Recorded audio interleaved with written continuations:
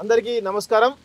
So రీసెంట్గా జరుగుతున్నటువంటి పరిణామాలు, ముఖ్యంగా డిజిటల్ మీడియాపై జరుగుతున్నటువంటి దుష్ప్రచారం కావచ్చు, ఇదైతే ఉందో ముఖ్యంగా మన తొలి వెలుగు రఘు మీద జరుగుతున్నటువంటి ప్రచారం ఏదైతే ఉందో దాని గురించి నిజ నిర్ధారణ చేయడానికి ఈరోజు డిజిటల్ మీడియా ఛానల్స్ అన్నీ కూడా ఇక్కడికి రావడం జరిగింది.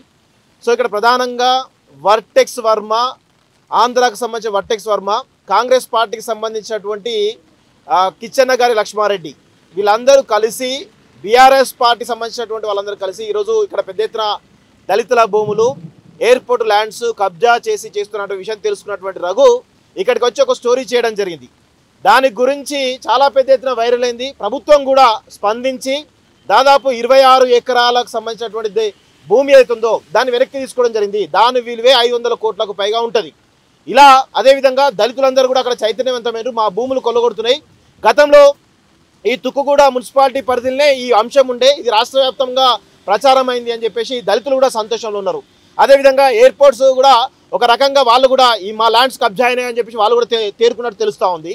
ఈ క్రమంలో ఈ వర్టెక్స్ వర్మ, ఈ అక్రమ సామ్రాజ్యం ఏదైతే ఉందో, వర్టెక్స్ వర్మ మరియు కిచ్చెన్న గారి లక్ష్మారెడ్డి సంబంధించినటువంటి అక్రమ సామ్రాజ్యంలో వేల కోట్ల అక్రమాలు జరిగినాయని చెప్పేసి తెలుస్తున్నటువంటి ఈ ప్రయత్నంలో భాగంగా తొలి వెలుగు రఘును ఏ విధంగానైనా డిఫేమ్ చేయాలనేటువంటి దాంతో సోషల్ మీడియా వేదికగా బీఆర్ఎస్ పార్టీకి సంబంధించినటువంటి వాళ్ళు ఒక నిరాధారమైనటువంటి ఆరోపణలు చేస్తూ, దానిలో ముఖ్యంగా టీ న్యూస్ అనేటువంటి ఒక ఛానల్ కూడా, దానికి సంబంధించినటువంటి వ్యక్తులు ఎవరు, అది బీఆర్ఎస్ పార్టీది.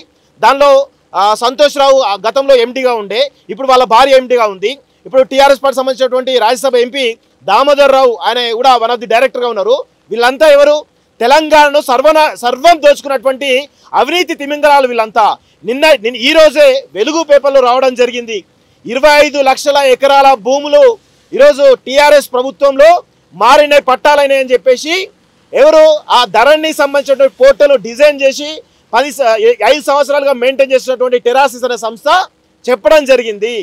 సో ఇవన్నీ అక్రమాలు తెలుస్తూ ఉన్నాయి. అంటే వీళ్ళు మనం గతం 5-6 సంవత్సరాలుగా మనం ఏం చేస్తున్నాం, లక్షల కోట్ల రూపాయలు టీఆర్ఎస్ ప్రభుత్వం, కేసీఆర్ కుటుంబం దోచుకుంటున్నాం.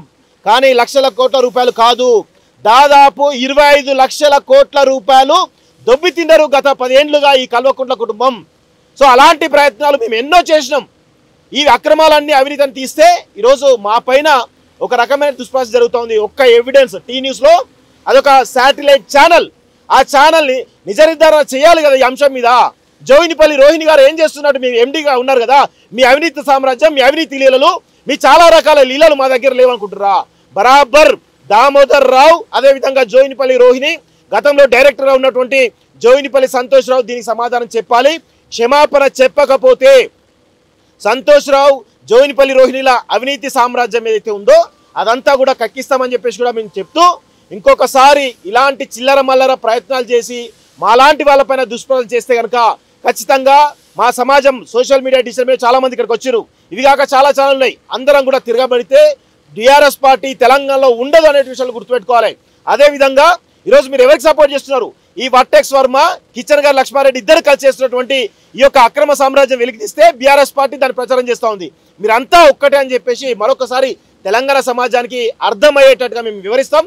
ఇది ఇక్కడితో ఆగదు. ఖచ్చితంగా ఈ వెంచర్ పైన, అదేవిధంగా మేమే చెప్తున్నాం, రఘు గారు తప్పు చేస్తే ఖచ్చితంగా చర్యలు తీసుకొని చెప్తున్నాం. దానిపైన నిజ నిర్ధారణ చేయమని కూడా చెప్తున్నాం. మీరు ఎవరితో చేస్తారు? రంగనాథ్ గారితో చేస్తారా, లేకపోతే హైదరాబాద్ మొత్తం ఉన్న అధికారులతో చేస్తారా, లేకపోతే పహాడి షరీఫ్ సీఏ గారు డైరెక్ట్ నిజ నిర్ధారణ చేస్తారా? బరాబర్ ఎంక్వైరీ చేయమని చెప్తున్నాం. మేము ఎక్కడ కూడా వెనకడు వేస్తలేం. బరాబర్ చేయాలి, నిజాలు తేల్చాలి. నిజాలు తేల్చకపోతే ఖచ్చితంగా హైడ్రా కమిషనర్ రంగనాథ్ గారు దీనికి సమాధానం చెప్పాలి. ఇక బీఆర్ఎస్ పార్టీ టీ న్యూస్ క్షమాపణ చెప్పాల్సిందే. సోషల్ మీడియా ప్రశ్నించిన వాళ్ళందరూ కూడా క్షమాపణ చెప్పాలని చెప్పేసి మేము డిమాండ్ చేస్తా ఉన్నాం. కిచ్చెన్న గారి లక్ష్మారెడ్డిని కానీ, వర్టెక్స్ వర్మన్ కానీ ఈ అవినీతి సామ్రాజ్యాన్ని మేము అసలు వదిలిపెట్టమని చెప్పేసి ఈ సందర్భంగా మీ అందరికీ కూడా వార్నింగ్ ఇస్తామని చెప్పేసి కోరుతా ఉన్నాం.